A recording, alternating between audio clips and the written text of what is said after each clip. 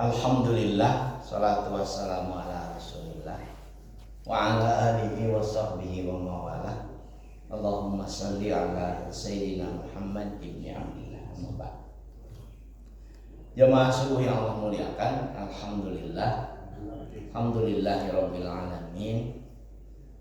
Salatu wassalamu ala asyrafil anbiya wal mursalin Sayyidina Maulana Muhammadin wa ala alihi wa sahbihi ajma'in. Ini jadi hilang.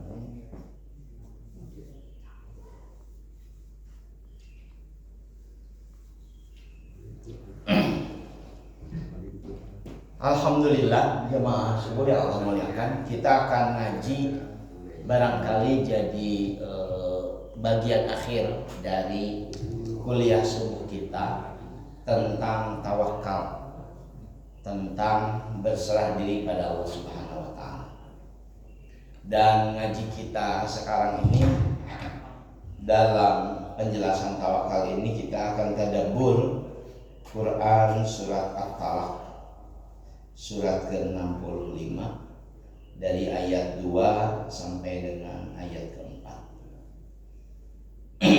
Jemaah subuh yang Allah muliakan, ini di sini tidak ada gambarnya, jadi layarnya pindah ke belakang. Saya jadi tidak bisa melihat dengan cekrama, harus meninggalkan lengkap.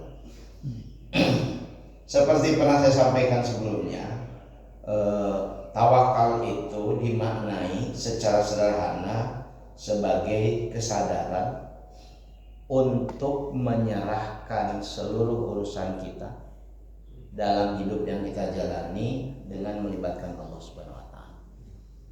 Jadi tawakal itu salah satu makna utamanya adalah mewakilkan Allah Subhanahu wa taala dalam berbagai urusan yang kita hadapi.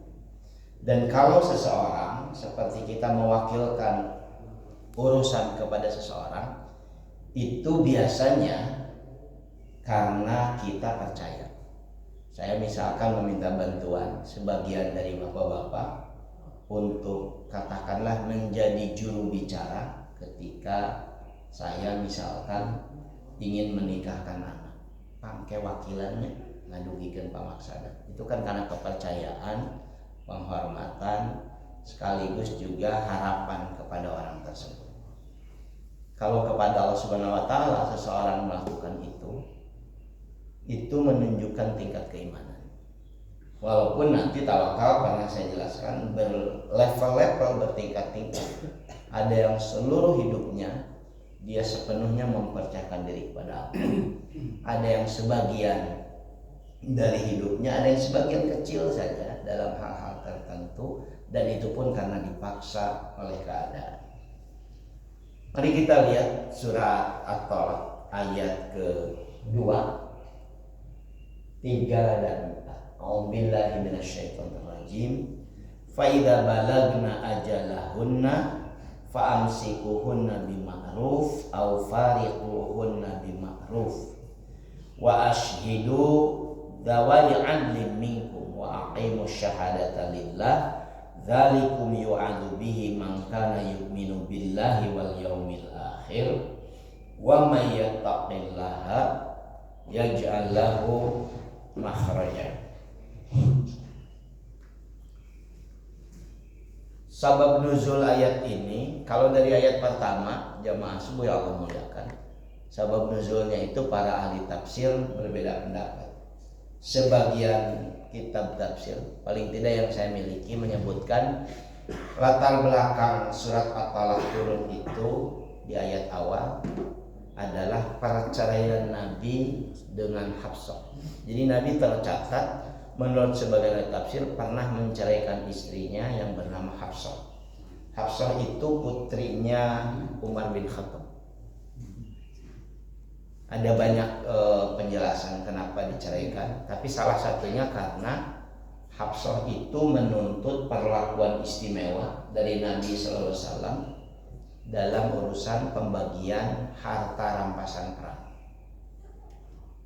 Ini jadi nambah hazanah barangkali ya bagi kita. Beberapa ayat Quran itu menjelaskan betapa beberapa istri Nabi, tidak disebutkan namanya, dalam kitab tafsir disebutkan yaitu Hafsah dengan Aisyah, ternyata meminta Nabi memperlakukan mereka lebih istimewa dalam urusan harta rampasan perang. Mun nganggo bahasa orang mah banyak tuh istri Nabi itu kabagian lebih itulah, sehingga mereka meminta lebih kepada Nabi SAW. Sebagian riwayat menyebutkan itu yang menyebabkan Nabi kemudian menceraikan mereka. Riwayat yang lain katanya yang bercerai itu adalah sahabat Nabi, kemudian melaporkan pada Nabi, menyampaikan apa yang sudah dilakukannya, dan kemudian turunlah surat At-Tolak ayat pertama. Kalau ayat kedua ini penjelasannya adalah seorang sahabat Nabi di Madinah namanya Auf bin Malik al-Ashja'i, suami istri yang sangat menyayangi anaknya tiba-tiba hilang. Seorang laki-laki pemuda hilang dan diketahui kemudian anaknya itu ditawan oleh musuh. Karena saat itu kan perang itu bisa terjadi kapan saja. Ternyata ditawan oleh musuh. Dan Nabi tidak bermaksud untuk memerangi musuh itu. Sehingga ketika Auf datang pada Nabi melaporkan bahwa anak saya ditawan oleh musuh, ya Rasulullah, apa yang harus kami lakukan sebagai orang tua? Nabi kemudian menunggu jawaban dari Allah. Turunlah ayat ini yang kemudian jawaban Nabi kepada mereka, ya sudah, tawakal saja pada Allah. Gimana caranya ya Rasulullah kami tawakal? Perbanyak membaca haukalah, la haula wala quwata illa billah. Dan ketika mereka melakukan itu, mungkin dalam 1 minggu kemudian atau 3-4 hari kemudian anaknya pulang. Bahkan pulangnya dengan membawa sekian puluh ekor kambing. Nanti ceritanya setelah ayat ini. Jadi kita lihat dulu apa makna ayat ini dalam penjelasan kita tentang tawakal. Faida balagna ajalahun, jika perempuan yang kalian talak itu sudah hampir selesai masa iddahnya, faida balagna ajalahun fa'amsikuhunna bima'ruf au farikuhunna bima'ruf. Maka kalau memang kalian ingin kembali, fa'amsiku, rujuk kembali dengan cara yang baik. Jadi dalam masa iddah, kalau perempuan cerai itu secara fikih itu ada 2 pendapat. Dari satu sumber ayat, salah satu qur, pendapat pertama dari Ibnu Mas'ud atau Ibnu Abbas, saya lupa, 3 kali suci dari haid. Jadi haid suci, haid suci, haid suci, 3 kali suci, maka berarti selesai masa iddahnya. Apa yang dimaksud selesai masa iddah? Perempuan itu menjadi single kembali. Dia boleh menikah dengan siapapun dengan proses dari mulai khitbah sampai menikah, termasuk dengan mantan suaminya. Tapi kalau dalam masa iddah ini belum tercapai 3 kali bersih atau 3 kali haid, itu salah satu qul itu kan 2 tadi maknanya, 3 kali suci dari haid atau 3 kali haid, maka dia tidak boleh dipinang oleh siapapun, karena prioritas terbesar untuk kembali bersama dengannya adalah mantan suaminya yang menceraikannya. Karena itu di ayat pertama, Bapak-bapak, saya khawatirnya dikembangkan jadi bukan tentang tawakal, tentang fikih perceraian. Jadi kalau seorang suami dalam syariat Islam menceraikan istrinya, itu tidak boleh kemudian berpisah.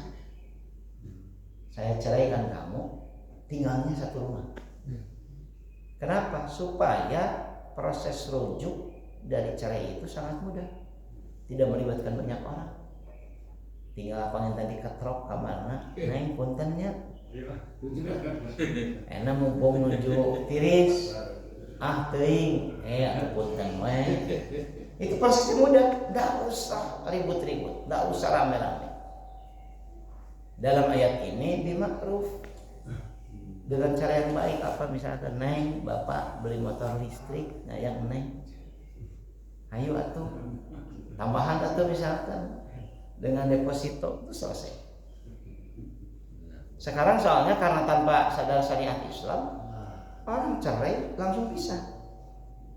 Dan kalau sudah pisah rumah, sudah dikomen banyak orang, sudah di-share di medsos, status saya sekarang single dan sebagainya. Padahal karek boleh misalkan 2 hari. Itu proses untuk rujuknya menjadi demikian sulit. Itu syariat, Pak. Kalau cerai itu jangan pisah. Bahkan dalam masa idah kenapa panjang? Saya ingat betul pada almarhum Ustaz Abu Bakar. Jadi saya pernah menerangkan di ibu-ibu. Seingat saya bukan Del Kausar. Jadi ketika nanyakan tentang kenapa demikian lama Pak Ustaz masa idah teh? Sampai 3 bulan lebih misalkan, 3 kali bersih dari haid, 3 kali haid dan sebagainya. Itu jawaban di fikih klasik. Bapak-bapak yang Allah muliakan, kalau Anda membuka, saya misalkan memiliki beberapa kitab fikih sunnah, Kifayatul Akhyar, Fathul Mu'in dan sebagainya. Itu jawaban di fikih klasik itu memastikan tidak ada benih dalam rahim seorang perempuan yang diceraikan. Sampai 3 kali haid itu. Sampai 3 kali bersih. Kalau yang tidak haid gimana Ustaz? Nanti ada penjelasannya. Kalau sekarang loncat, runutannya berbeda. Nah, kalau cuma memastikan tidak ada benih, seingat saya bilang itu ke ibu-ibu, itu tidak perlu 3 bulan, 10 menit cukup. Beli tes pack, tes urinnya itu 90% akurat. Oh berarti saya bersih langsung bisa nikah. Sehingga kemudian saya bilangin sekali lagi tidak perlu 3 bulan. Kalau coba untuk memastikan tidak tidak hamil dan sebagainya. Rupanya kalimat inilah yang disampaikan oleh sebagian ibu-ibu pada Ustaz Abu Bakar. Saya dulu dipanggil, Asep, dari mana fikihnya? Tidak boleh, tidak harus 3 bulan. Padahal penjelasan saya adalah saat itu, ini juga saya sampaikan ulang, memperbaiki pemahaman. Kenapa kemudian ada waktu relatif panjang? Syariat Islam sedang memberi ruang untuk berpikir ulang dengan perceraian yang sudah dilakukan. Kalau waktunya sebentar, mungkin untuk bisa berpikir itu butuh waktu yang ada panjang. Akhirnya kan tidak ada. Makanya 3 bulan tuh untuk berpikir. Sebulan mungkin masih emosional. Bulan kedua sudah mulai ini tapi akhirat. Bulan ketiga mungkin akhirnya dia mau sebelum selesai. Kalau itu dalam ayat ini, jika sudah dekati akhir masa iddah, ya 2 bulanan lebih. Kalau mau rujuk lagi ma'ruf dengan cara yang baik. Kalau memang mau pisah, juga pisah dengan cara yang ma'ruf, dengan cara yang baik. Kalau sudah selesai masa iddahnya, wa ashhidu dawai'an minkum wa aqimu syahadata lillah. Maka proses untuk bersatu itu menikah lagi dan hadirkan 2 orang saksi yang adil yang berani menegakkan kesaksian. Apa misalkan menegakkan kesaksian itu? Saya pernah jadi saksi, Pak, untuk seseorang yang sudah pisah nikah lagi, dan si suaminya menjanjikan nggak mau karena istrinya nggak mau. Enggak, saya mau berubah. Tuh saya udah beli mobil buat kamu. Kunci nanti wungkul misalkan. Karena saya jadi saksi, saya kemudian bilang, Bapak sudah jelas mobilnya, sok ikrarkan. Wa aqimu syahadata lillah. Pilih anjing pakai itu, ada yang diminta jadi saksi. Wa aqimu syahadata lillah. Kemudian tegakkan kesaksian itu dengan adil.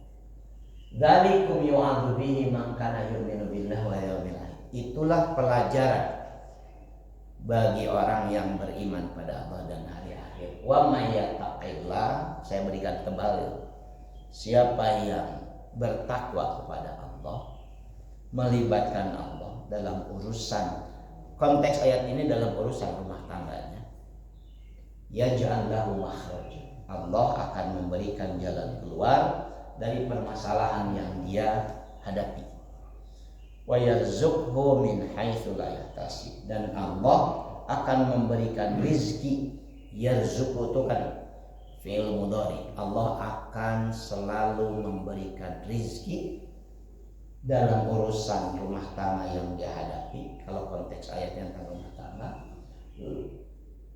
la yahtasib dan min haitsu la yahtasib, dari arah yang tidak pernah dia pikirkan. Karena biasanya urusan rumah tangga itu berkutat pada dua hal ini. Pada urusan mumetnya hubungan suami istri dengan berbagai problematikanya, sehingga kadang-kadang kalau orang Jawa bilang bulat seperti benang kusut, Allah janjikan jalan keluar. Yang kedua, urusan rumah tangga itu biasanya urusan rezeki yang sering kemudian menjadi konflik dan lain sebagainya. Allah janjikan wa yarzuqhu min haitsu la yahtasib. Kadang-kadang nggak usah dipikirkan, nanti rezekinya Allah perbaiki. Tapi ini membutuhkan tadi di atas kepercayaan pada Allah dan hari akhir. Wa may yatawakkal 'ala Allah, siapapun yang berserah diri kepada Allah Subhanahu wa taala dalam hidup yang dia jalani dengan berbagai permasalahannya, bahwa hasib, maka Allah akan memberikan kecukupan dalam hidup yang dia jalani. Dengan kata lain, karena saya sedang menjelaskan tawakal, jemaah subuh yang Allah muliakan, kalau sebagian di antara kita mengalami permasalahan yang berulang dalam kehidupan, tiba heula ribut wae rumah tangga nanti, tiba heula urusan ribut nanti urusan rezeki wae misalkan dan lain sebagainya, barangkali jawabannya ketemu, kita tidak melibatkan Allah dalam urusan rumah tangga kita karena merasa hebat, merasa mampu, merasa orangnya pintar atau urusan kiri. Padahal ini penjelasan bagi orang beriman. Bapak Ibu boleh, Bapak-bapak boleh percaya boleh tidak. Saya menyangkal ya, kalau orang sudah puluhan tahun rumah tangga itu jika nama mau pisah. Saya jadi saksi perceraian orang yang rumah tangganya 31 tahun. Terus aki-aki, terus ini, terus opat incun. Sehingga saya bilang, kenapa harus pisah Ibu? Ustaz, ini sudah dari dulu ini, udah nggak bisa lagi ini. Mana bisa diukur tahun sebagai kan apal luar dalam atau apal bau namanya bau kayu putih na apal dan sebagainya. 31 tahun. Saya bilang sama suaminya, udah dia mah dari dulu juga bisa diperbaiki. 30 tahun, kami 3 tahun ada ke hati. 30 tahun dan sebagainya. Saya juga pernah jadi saksi perceraian sepasang dosen, yang satu dokter calon profesor, yang satu magister calon dokter di perguruan tinggi Islam Bonafit. Dua-duanya ngajarnya juga ngajar ulumuddiniyah, ngajar ilmu syariah. Sudah lebih dari 15 tahun menikah. Kok bisa cerai? Dua-duanya paham agama. Ini kesimpulannya apa? Gak ada yang hebat dalam urusan rumah tangga kecuali orang-orang yang tawakal kepada Allah Subhanahu wa taala.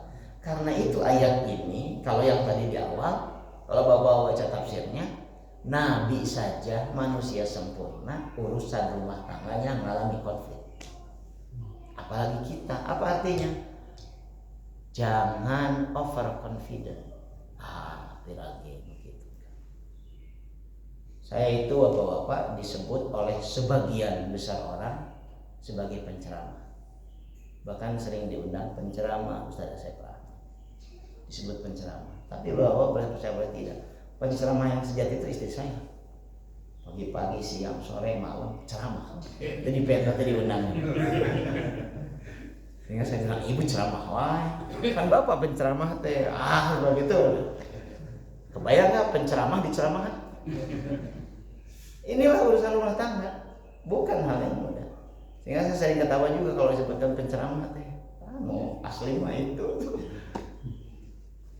Lewat ayat ini Bapak-bapak saya sedang mengajak ajakan para ulama. Tawakal itu adalah kondisi di mana kita memiliki kesadaran bahwa kita ingin Allah nolong. Kita ingin mengundang Allah untuk selalu memberikan jalan keluar dari setiap permasalahan yang kita hadapi. Karena tawakal. Sehingga kemudian di ujung ayatnya innallaha balighu amri. Sesungguhnya Allah itu pasti balighu itu kan menyampaikan urusannya, nggak bisa ditolak. kalau Allah sudah menetapkan qad ja'alallahu likulli syai'in qadra. Karena dari setiap urusan, setiap permasalahan Allah Maha menentukan. Wallahi ya'isna minal mahid, ini jawaban beliau. Dan perempuan-perempuan yang sudah menopause, kemudian min nisaikum dari istri kalian, inil tabtum jika kalian ragu, ari aya idana tuh perempuan yang sudah tidak haid, tadi perceraian yang 31 tahun. Kan tadi urusan iddah itu memastikan tidak ada benih gitulah, fikih klasik itu. Sekarang muncul penjelasan, kalau kalian ragu apakah perempuan yang sudah menopause itu ada masa iddahnya, salah satu ashhur, masa iddahnya 3 bulan. Dan kemudian juga wallahi lam yahid, demikian juga perempuan yang belum haid. Ada yang menikah masih sangat belia seperti Aisyah dengan Muhammad SAW, sangat belia. Mayoritas kitab tarikh, kitab tafsir yang saya baca menyebutkan usianya 7-8 tahun. Aisyah ketika menikah Nabi. Karena itu ada satu Nabi setelah menikah kemudian tidak kumpul bersama Aisyah karena sangat belia. 3 tahun kemudian ada yang menyebutkan usia 10, ada yang menyebutkan usia 11. Nabi baru berkumpul dengan Aisyah setelah Aisyah kemudian menstruasi. Itu jadi kebiasaan dulu di masa lalu. Menikah dengan anak gadis yang masih belia belum haid. Kalau kemudian diceraikan, perceraiannya masa iddahnya 3 bulan. Wallahi lam yahid. Wa ulatul ahmal, kalau perempuan hamil diceraikan maka ajalahuna ayyaduna hamlahun, masa iddahnya sampai dia melahirkan. Ini kan menimbulkan pertanyaan, kenging menceraikan istri yang dalam keadaan hamil? Kalau lihat aturan ininya berarti boleh, walaupun sebagian penjelasan para ulama menyebutkan khawatir nanti masuk kategori zalim, perempuan yang sedang hamil diceraikan. Tapi panginten ari melakukan hal yang buruk dan sebagainya. Kemudian ayat lanjutannya adalah bahasan kita, wa may yattaqillaha yaj'al lahu min amri yusra. Siapapun yang melibatkan Allah dalam urusan hidup yang dia jalani, Allah akan menjadikan urusan yang dia hadapi itu mudah. Jamaah semua yang Allah mudahkan. Karena itu saya ingin menjelaskan, ada yang Allah janjikan pada orang yang tawakal. Kalau janji itu implikasinya kan dua, ditepati atau diingkari. Tapi yang menjanjikan Allah Subhanahu wa taala, yang dalam Al-Qur'an beberapa ayatnya menyebutkan innallaha la yukhliful mi'ad. Sesungguhnya Allah tidak mungkin mengingkari janji. Karena itulah kemudian ini wilayah yang menunjukkan sejauh mana keyakinan kita kepada janji Allah. Yang pertama, Allah akan berjalan keluar dari setiap permasalahan. Ini kan sekali lagi wilayah iman. Kalau percaya, ya sudah, tawakal saja. Setiap berhadapan dengan urusan dalam hidup kita, tawakal. Saya kutipan yang tadi ya, sabab nuzul tentang Auf al-Ashjari. Begitu sampai pada Nabi, dia sampaikan tentang anaknya, dan Nabi kemudian menyebutkan, ya sudah, tawakal saja. Apa yang harus kami lakukan ya Rasulullah? Kamu dengan istrimu perbanyak membaca hauqalah. La haula wala quwata illa billah.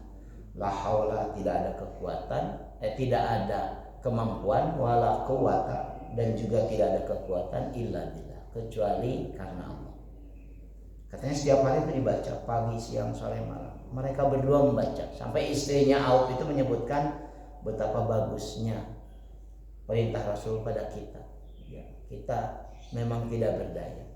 2-3 hari kemudian atau 1 minggu kemudian tiba-tiba anaknya datang dan kemudian membawa puluhan ekor kambing.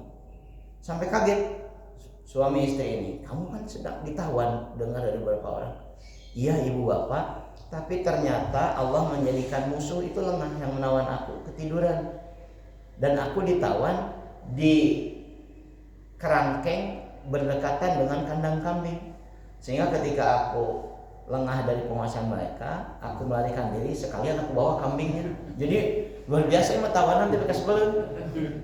Dia kabur tapi ningali domba ngurus di bawah semua puluhan. Jadi begitu pulang ibu bapaknya kaget, jadi bakil kambing. Karena mereka tidak tahu yang mesti dilakukan, datang pada Nabi. Ya Rasulullah, bagaimana status kambing-kambing ini?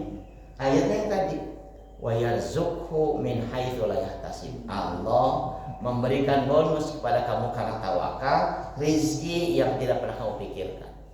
Luar biasa Allah. Karena itu yang kedua, Allah akan memberi rizki yang sumbernya tidak terpikirkan. Mun enjing pageto kita menghadapi urusan yang jelimet, mumet dan lain sebagainya. Kadang-kadang nggak usah mikir, udah makin dipikir makin rumit, makin ribet. Nanti kalau menghadapi itu tawakallah, wala quwata illa billah. Nanti teka pikir kadang-kadang, alhamdulillah. Kumaha cara naon menjawab permasalahan yang kita hadapi. Ini kalau dalam skala kecil barangkali bapak pastilah mengalami betapa luar biasanya pertolongan Tuhan dalam urusan-urusan yang kadang-kadang tidak pernah kita pikirkan solusinya. Wa yarzuqhu min haitsu la yahtasib. Selain jalan keluar, Allah memberikan rizki yang tidak pernah kita bayangkan sumbernya. Ada orang yang hidup dengan ketakutan, dikejar-kejar utang dan lain sebagainya. Ada orang yang kemudian kesulitan untuk bisa tegak berdiri karena sumber finansialnya yang barangkali tidak jelas dan sebagainya. Tapi Allah yang Maha Rahman Maha Rahim tidak pernah membiarkan hambanya dalam keadaan kesulitan tanpa pertolongan. Sekali lagi ini wilayah iman. Yang ketiga, Allah akan jadikan hidupnya tercukupi, wa huwa hasbuh. Dan yang keempat, Allah jadikan semua urusannya mudah. 4 hal inilah yang kemudian terus menerus saya ingin ajak kita untuk meyakinkannya. Inilah bagian penting kenapa orang yang beriman harus tawakal. Karena hanya yang tawakal dalam penjelasan tentang materi ini yang saya baca dalam tulisan para ulama tasawuf, 4 hal inilah yang kemudian membuat orang tidak punya pilihan, orang beriman selain bertawakal kepada Allah Subhanahu wa taala.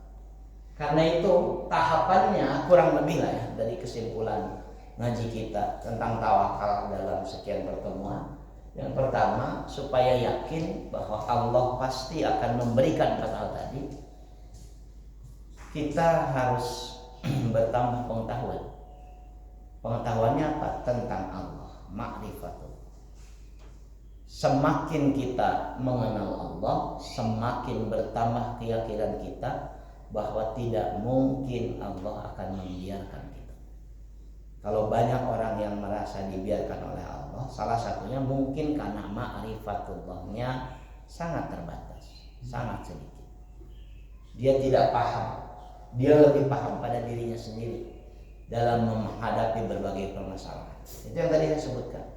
Calon profesor dengan doktor berpisah. Dua-duanya padahal dosen dalam bidang ulumuddiniyah. Karena tidak di profesor, tidak di dokter, tidak di magister, tidak di orang biasa. Urusan keyakinan kepada Allah itu memang berbeda-beda. Boleh jadi ada orang-orang yang sangat sederhana cara pandangnya, tapi sangat kuat keyakinannya kepada Allah Subhanahu wa taala. Boleh jadi ada orang yang sangat jelimet, kemampuan berpikirnya luar biasa, tapi keyakinannya sangat tipis pada Allah Subhanahu wa taala. Di pertemuan sebelumnya saya jelaskan tentang ateisme kepada Allah. Tahapan ateis itu kan salah satunya karena orang kecewa pada agama dan lain sebagainya. Yang kedua, inilah yang saya bersyukur di Al-Kausar, Bapak-bapak secara langsung dengan kesadaran berguru pada banyak orang yang diberikan ruang di Al-Kausar untuk memberikan, ya kalau dalam olahraga mah coaching, kita sedang berlatih kepada para coach, para pelatih yang kompeten. Karena itu jangan berguru kepada orang yang jahil, jangan berguru pada orang yang tidak kompeten.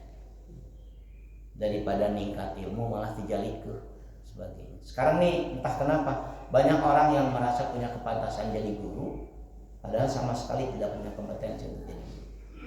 Salah satu caranya, perhatikan saja kehidupannya. Bagaimana mungkin dalam urusan agama, gurunya adalah orang-orang yang tidak punya keyakinan dalam beragama. Ini kan terjadi sekarang. Fasihah menjelaskan ilmu-ilmu agama, narasinya bagus dan sebagainya. Sebetulnya bisa diperhatikan bagaimana kehidupannya dan sebagainya. Karena dicontohkan oleh Nabi SAW.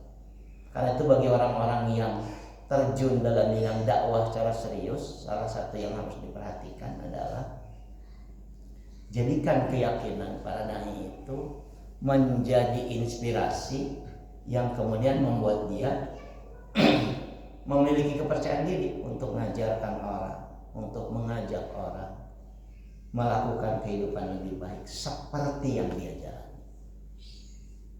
Saya sekali lagi bersyukur nih Dr. Yang kedua ini paling tidak sudah berjalan, walaupun mungkin intensitasnya yang berbeda. Dan yang ketiga, jamaah subuh yang alhamdulillah husnudzon pada Allah Subhanahu wa taala. Pelihara husnudzon. Ada orang yang menyebutkan, ada ustadznya abdi teh naha terus penciun teh jadi segala karasa, tuun, nyeri, sirah, rieu, cangkeng dan sebagainya. Nah, hanya Gusti teh asa tenteingan pisan ka abdi. Lain tenteingan suudzon itu teh. Jangan pakai istilah nah Gusti tenteingan. Secara umum semakin menua kita semakin melemah. Sanes karena Allah benci idinya yang kurang gerak dan sebagainya. Saya 54 tahun ini banyak pas segala kerasa. Mata ini sudah mulai ngaji. Salah satu kesulitan saya baca kitab susah. Kacamatanya ganti wae sebagainya. Tapi bersyukurnya istri saya memberikan optimisme. Bapak katingali kare atos katingali. Katingali nugelis katingal enggak aman. Jadi saya berkali-kali rek pariksa mata, istri saya optimis katingali kare duit, katingali nugelis mah aman. Jadi tika tabihangnya alhamdulillah Pak nugelis katingal kene Pak. Atos katingal kene. Ya biar mudah saja gitu artinya. Dan makin dikeluhkan juga sama kan sama bapak yang usianya seperti saya. Terasa pasti berkurang kemampuan fisik kita dan sebagainya. Bukan karena Allah tidak sayang, tapi itulah cara Allah barangkali ya hikmahnya mengingatkan kita bahwa kemampuan kita makin hari bukan makin bertambah, makin berkurang. Kalau makin berkurang, kita butuh yang maha menguatkan, kita butuh yang maha menenteramkan. Itulah sarana di mana kita bisa makin mendekatkan diri pada Allah. Dan dalam bahasa kita tawakal. Jadi mengesok itu tawakal asa teu ingat. Masih kan loba gaya, kudu rapuh loba gaya, sok tawakal. Karena itulah Nabi mengajarkan setiap kita keluar untuk melakukan aktivitas apapun aktivitas kita, mulailah dengan bismillahi tawakkaltu 'ala Allah. Dengan nama Allah aku berserah diri kepadanya. Kan luar biasa tuh. Walaupun kalimatnya pendek tapi meaningful. Bismillahirrahmanirrahim. Setiap hari, setiap saat, sehingga setiap urusan yang kita hadapi, insya Allah ada dalam naungan perlindungan Allah Subhanahu wa taala. Itu ngaji kita bahwa Allah muliakan selesai ya bahasan tentang tawakal. Insya Allah nanti dalam pertemuan selanjutnya kita akan bahas tentang ridho. Entah berapa pertemuan. Mudah-mudahan manfaat. Mohon maaf kalau banyak hal tidak berkenan. Dan kalau ada yang nanya besok, karena saya tetap harus ngajar. Wallahu a'lam. Mudah-mudahan bermanfaat. Aqulu qouli hadza astaghfirullaha wa lakum. Subhanakallahumma wa bihamdika asyhadu an la ilaha illa anta astaghfiruka wa atubu ilaik. Assalamualaikum warahmatullahi wabarakatuh.